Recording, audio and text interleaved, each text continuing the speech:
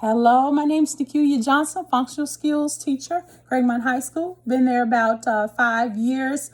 I have held on to my license for about 20 plus years. Okay, so and I've taught at least about 10 to 12, 13 years in higher ed and owning my own daycare.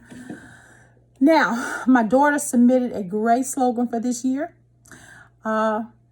We have a 2020 vision focusing on God's mission. She submitted that to our church and she won first place. That was a good slogan that I can hold on to dear in my heart. Okay, so what I want to talk about today is how education has actually changed throughout history.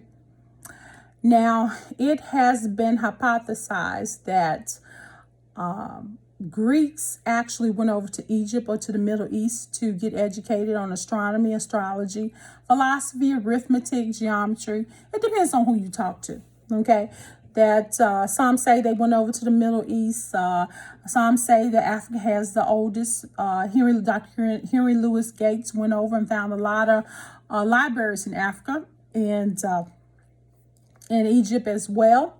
Okay, so you don't have to no longer go to the Middle East to get your education or to find your education or search for education. Okay, so coming on to those were ancient times, coming closer to now, I would say in the 1800s, a lot of blacks, and I like black history, a lot of blacks had to sneak to learn how to read. They were prohibited to learn how to read. So they had to sneak at one point to learn how to read. Certain people, Quakers and Germans, different people educated blacks on how to read. And they learned from some people, abolitionists, on how to read.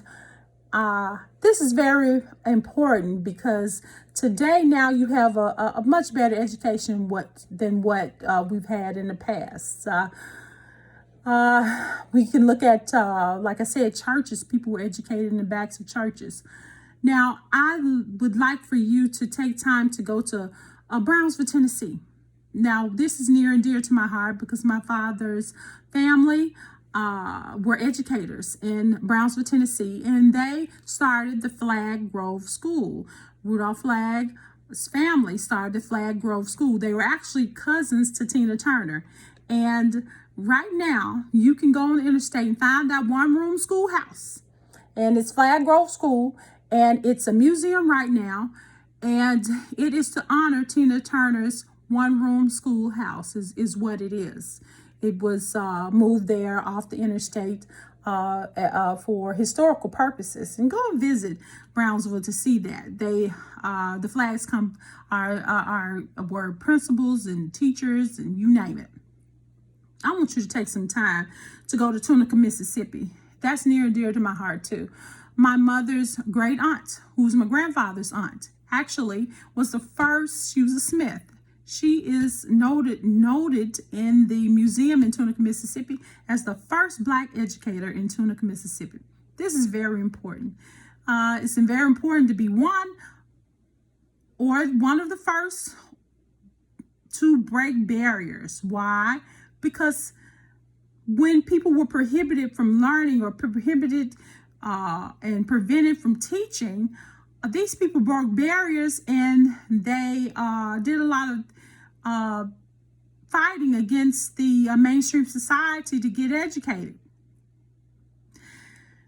Education has changed not only for blacks, but for all races, even those that are disabled. Okay, now, Arlington Developmental Center. I want to talk about Arlington Developmental Center. Why is it important to me? My mother-in-law retired after 30 years or 40 years at Arlington Developmental Center, where she was the teacher.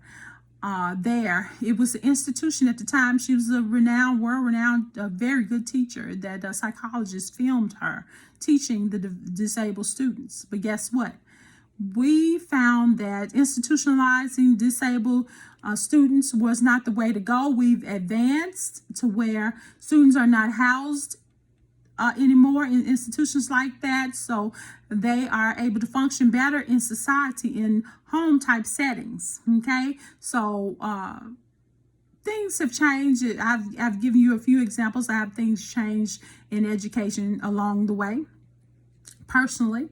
Okay, so I want you to take time to go and visit do some field experiences. Go look at some auto zones. Why is that near and dear to my heart and my family's heart? My father-in-law, he was one of the first black truckers for Pitt Hyde. Pitt Hyde is the owner and the of AutoZone. And before AutoZone was AutoZone, he owned the grocery store. My father-in-law delivered groceries to every store. This is important. This is important to see those type of industries in your neighborhood, in the area, to see places that you can possibly work at, to get a job. It's very important to know what industries are out there for you, things that are attainable for you to work. And work-based type education. You need to learn that a person can get rich off of being a truck driver. They say you can't, but yes, on the fleet of trucks, you can get rich from selling car parts and selling groceries. Those are things that industries that you need to look at, and there are multiple ways to gain not only an income to make a living. There are multiple ways that you can expand yourself. And I want you to go out in the world and learn things about that. Now, my aunts, I want to talk about my mother, aunt, and uncle. They all integrated Delta State University. 25 years later, guess who went? Me. I finished from Delta State University with my bachelor's degree, but before that, they went to Coahoma at HBCU, Coahoma Community College in Clarksville, Mississippi. Many blacks went. But Delta State did not take them too kindly, but they went anyway. And they broke barriers for me and for you to go to school. My husband integrated University of Memphis, and guess what? My daughter, Alexis and Faraday, went to school there 4 to 5 years later. I think his daughters, one speech therapist, one went to law school there, granddaughter. My cousins went there. He was one of the first to integrate University of Memphis. My mom and uncles were the first to integrate Delta State and paved the way for me. For my sisters to go to even Arkansas State. I have other sisters that go to school with PhDs that gone all over everywhere to school. A lot of family members. But this is important to know that you can keep on going. When Dr. King was killed, it's important to know we have a lot of things that's going on now, and that reminds me of things that happened even back in the 60s when Dr. King was killed. I wasn't alive then, but all through my life, my mom told me the story that my uncle was arrested, him and his fraternity brothers, with the police officers thought that they were going to riot and loot. They had no intention to riot and loot. No, we don't. No rioting, no looting. I don't know if they were going to march. I wasn't back there at that time, but they were arrested because the police thought they were going to riot and loot after Dr. King was murdered. My husband, HBCUs, I told you about HBCUs, Oklahoma Community College. Yes, it is. But guess what? Meharry Medical College. My husband had to walk 2 and 3 miles to school, but he didn't let that stop him. And my uncle was in the field. My mother had to babysit. My aunt, who was developmentally delayed during seasonal times, when she was 5, my husband was in the field at 5, but he didn't let her stop him. He still graduated from medical school. He still graduated from University of Memphis, integrated them. He still went to an HBCU in Nashville named Meharry, and 35 years later, his son went. My son, Jordan. I'd like to tell you about him. Most of you all know him that went to Craigmont. And my daughter, Jordan and Faraday, received millions. They didn't let barriers stop them. Jordan broke barriers when he went to a HBCU, Mississippi Valley State, where Jerry Rice lives, and where B.B. King is from. Okay, so let's see. There are a lot of people like Oscar Carr that did a lot for the community, for the Black community, for Dr. King, for Aaron Henry in my hometown. There are a lot of, I can name countless people. Dr. Reverend Johnson at my church that marked with the civil rights movement. My pastor, of course, has a master's degree. He's broken barriers and a lot of people have burst through glass ceilings by getting educated. My husband's from the same generation, like I said, as my mother, where they had to walk 2 and 3 miles to get to school. We don't have to do that anymore, thanks to them. They had to go to school seasonally. We can go all year long if we want to, or when we're pretty much out in the summer. My husband can remember when Dr. King was killed. He said he remembered the ambulance passing right by him. You know, that was devastating. He had a rush, he said, going through his body. That someone fought for us to vote and fought for us to have equal pay. We need to pick up where he left off and vote,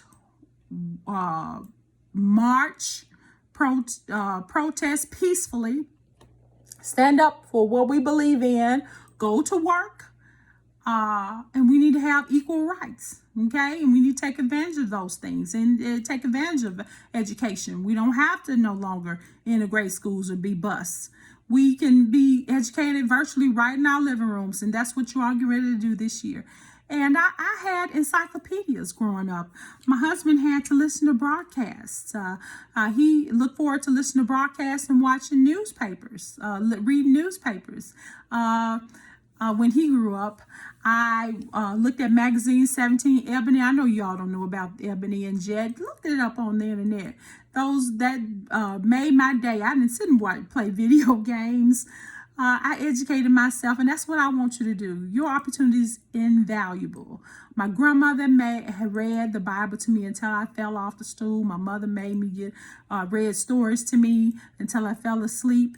Read stories, read books until you fall off to sleep. Ask your mom to read a book or listen to an audio book and learn. That's sort of like my husband listened to broadcasts. Listen to an audio book, and that gives you a lot of imagination.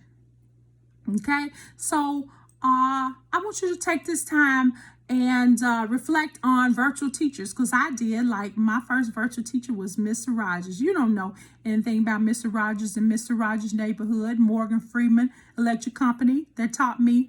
Mr. Rogers, with him, we visited different industries, like the ones I was talking about.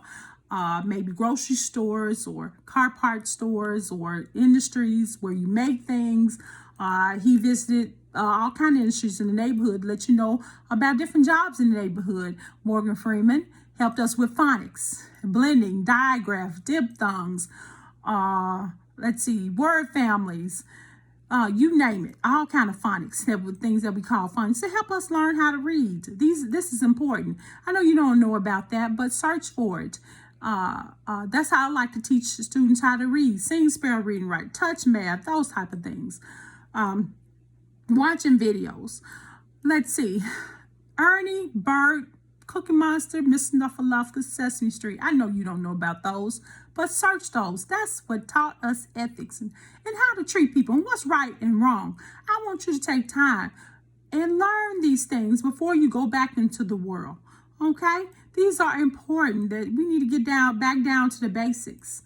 We need to get back down to the basics and learn about, take your computer and your phone and learn geometry, astrology, learn about arithmetic and just all kind of things that you have access to, where you don't have to go to a library. You don't have to go to Egypt. You don't have to be bused. You don't have to be in a one-room schoolhouse. You don't have to integrate. You don't have to walk 2 and 3 miles to benefit from a good education.